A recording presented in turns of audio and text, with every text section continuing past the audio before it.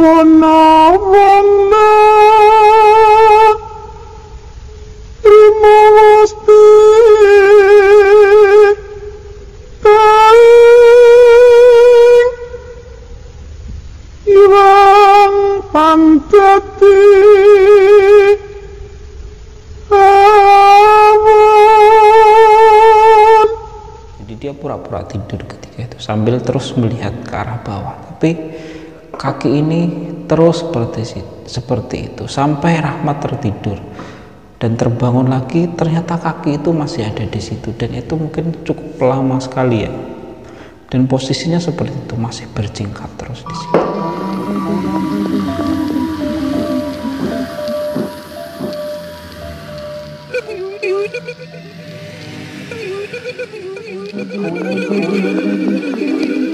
A'udzubillah. Assalamualaikum warahmatullahi wabarakatuh. Sebelum memulai cerita, saya ingin mengucapkan terima kasih kepada teman-teman yang telah mau mengunjungi channel kami yang sederhana ini.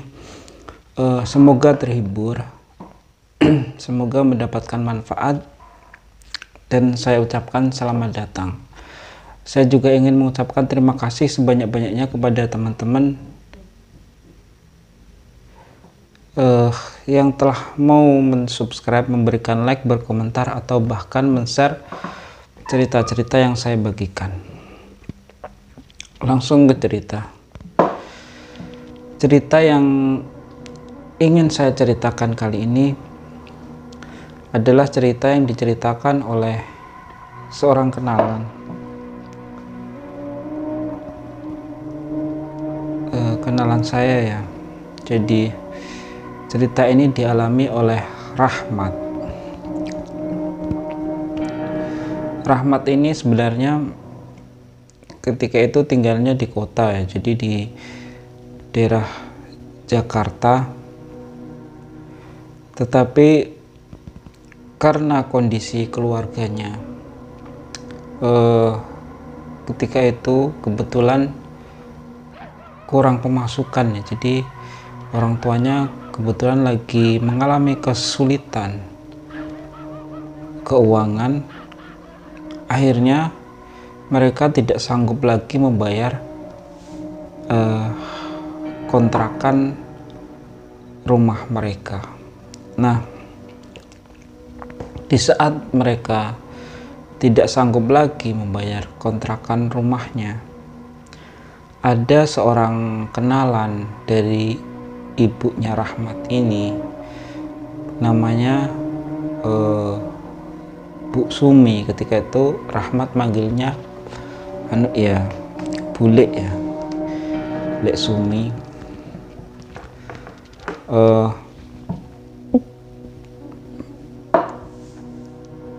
Detail lokasinya tidak diceritakan ya, karena untuk menjaga perasaan orang. Yang jelas di suatu tempat di Jakarta. Nah, akhirnya keluarga dari Rahmat ini ketika ditawari Bu Sumi untuk tinggal di rumahnya saja, ketika mereka belum sanggup menyewa kontrakan yang baru atau rumah yang baru, mereka pun ketika itu karena terpaksa ya, sebenarnya tidak enak, tapi karena terpaksa menyanggupi. Nah, Bu Sumi ini lumayan sukses ya, jadi rumahnya lumayan besar, dan itu sudah rumah sendiri, tidak ngontrak. Dan ibunya Rahmat ini tidak terlalu tahu ya usaha Bu Sumi ini sebenarnya apa, tapi yang jelas dia lumayan berhasil. Sedangkan kebetulan suaminya itu tidak tinggal satu rumah ya. Jadi suaminya ini tinggal di luar kota ketika itu. dan mereka tidak punya anak ya, anaknya sudah meninggal. Nah, akhirnya keluarga dari Rahmat ini pun tidak pikir panjang lagi ya, jadi menerima tawarannya. Apalagi ketika itu Bu Sumi mengatakan kalau dia butuh teman ya di rumah, karena dia rumah sebesar itu tinggal sendirian. Jadi sekalian ketika itu ibunya Rahmat sekalian terpikirkan untuk menemani Bu Sumi ini. Apalagi ayahnya Rahmat ketika itu tidak ikut tinggal di rumah tersebut ya. Jadi bapaknya Rahmat ketika itu memilih sementara ngekos saja, biarlah istrinya dan anaknya yang tinggal bersama di rumahnya Bu Sumi. Jadi ayahnya tidak ikut tinggal di situ dan mengontrak. Ini kejadian sekitar tahun 2005 ya. Nah,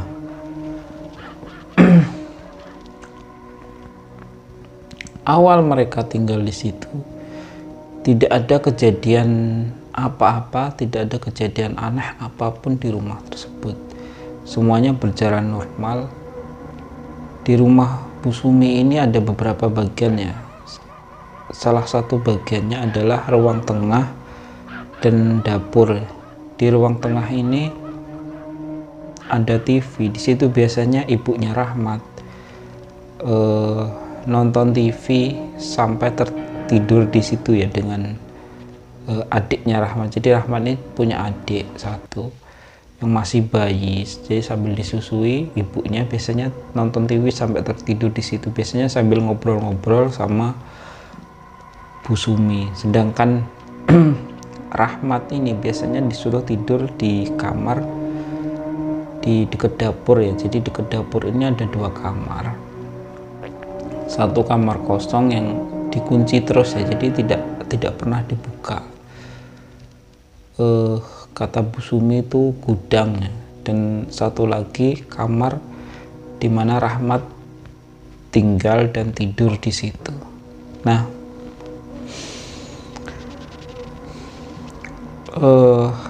suatu hari, jadi beberapa hari ketika awal mereka pindah di situ tidak ada kejadian apapun sampai sekitar 1 minggu setelahnya Rahmat ini terbangun ya di tengah malam.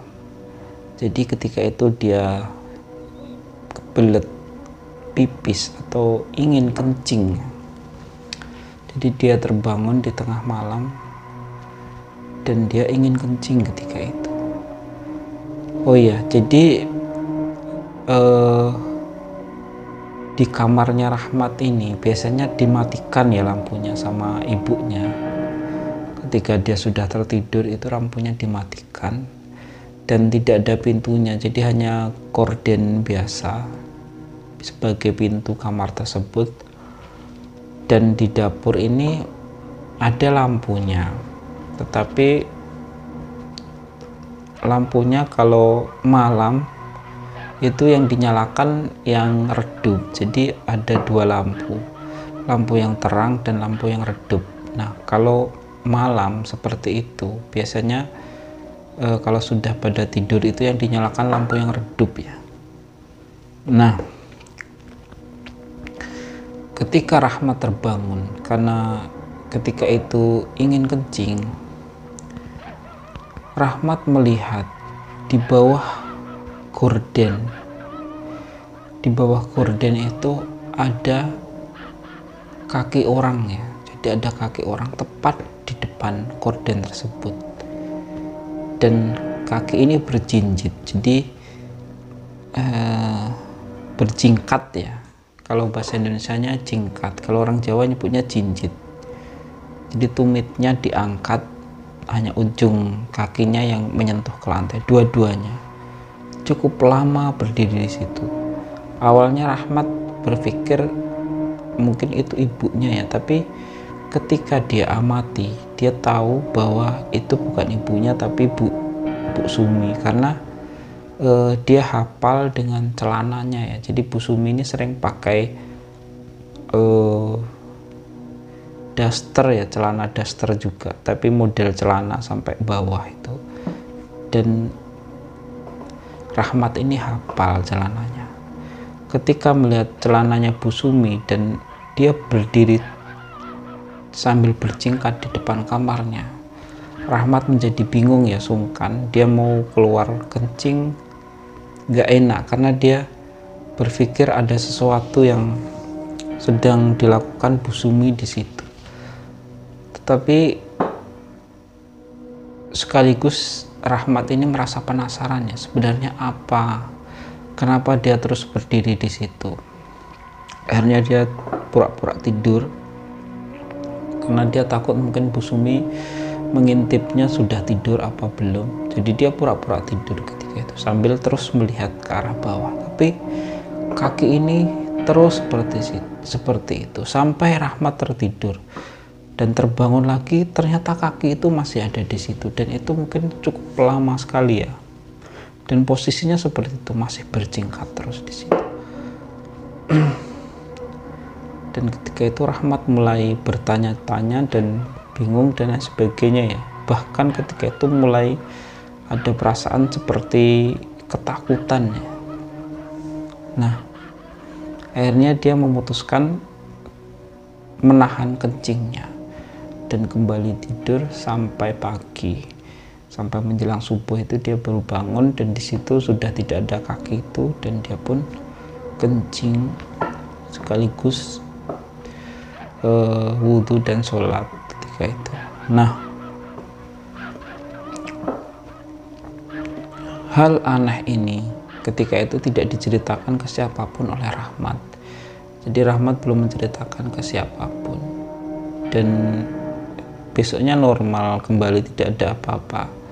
Karena Rahmat pun tidak pernah terbangun ya di tengah malam lagi, sampai suatu ketika dia kembali terbangun. Dan ketika dia kembali terbangun ini, dia melihat hal yang sama. Jadi dia ketika terbangun, dia melihat ada kaki di depan gorden kamarnya ya, gorden kamarnya. Dia pun berpikir, apa kamarnya kelihatan? Karena lampunya dipadamkan ya. Kok Bu Sumi, karena dia hafal celananya ya, yang dipakai Bu Sumi sebelum tidur tadi. Kok Bu Sumi kembali mengintip seperti itu? Dia berpikir macam-macamnya ketika itu. Sebenarnya apa yang dicari Bu Sumi? Tetapi ketika itu dia tidak ada bayangan apa-apanya, bayangan anak kecil seusia Rahmat ya. Jadi Rahmat ketika itu usianya sekitar 9 tahun ya. Jadi dia berpikir mungkin Bu Sumi ini mengintip dia, apa dia tidur apa tidak. Tapi juga ada pertanyaan, kok seperti itu terus dan cukup lama. Jadi sampai dia setengah jam tidak tidur pun posisi kakinya masih seperti itu. Dan akhirnya Rahmat tertidur lagi ya, dan besoknya bangun seperti biasa, dan dia belum menceritakan apapun tentang yang terjadi hari itu. Nah, sampai suatu ketika, kalau tidak salah ketika itu malam Jumat, cuma Rahmat ini tidak ingat Jumatnya Jumat apa, tetapi itu malam Jumat ya. Dan ketika itu Rahmat di tengah malam dia kembali terbangun karena ingin kencing. Nah, ketika dia kembali terbangun ini, dia melihat ada kaki lagi ya di depan, di bawah gorden di kamarnya tadi. Nah, tetapi kaki ini antara percaya dan tidak percaya. Rahmat sangat yakin kaki itu bentuknya kuda ya.